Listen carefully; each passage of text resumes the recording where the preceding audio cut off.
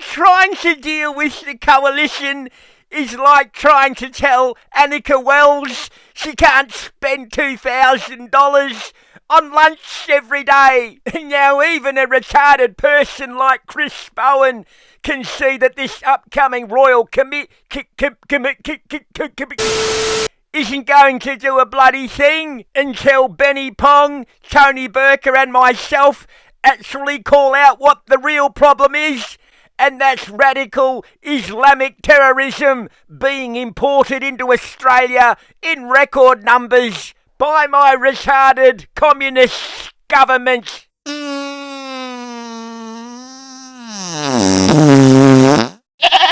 Now you might be wondering why Annika Smells and that other blonde chick is staring at the roll of fat on the back of my neck.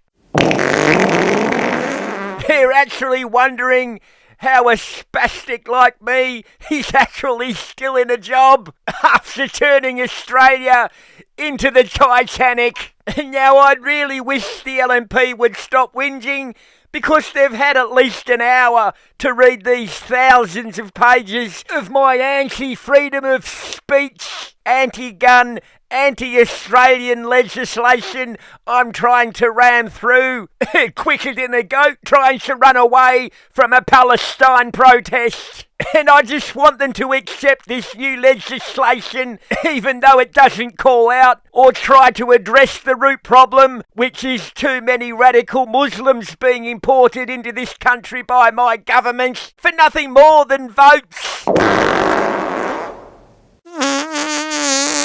So Susan Ley and anybody else that's left in the LNP of any relevance need to just do as they're told, shut up and just ram this legislation through, which is going to deny the average Australian their basic rights of freedom of speech and achieve absolutely nothing in relation to stopping goat rooters shooting the crap out of everybody in public spaces.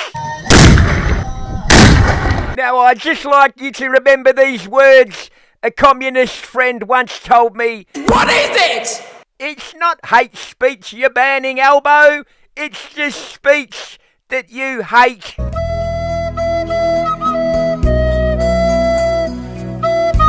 So stop being concerned about your bloody freedoms and just ram this legislation through without reading it, so Annika Smells can go and have her taxpayer-funded Michelin star lunch. Oh, mate, don't say that. And just remember, I'm the greatest Prime Minister Australia's ever had. Don't you dare say that. Peter Dutton.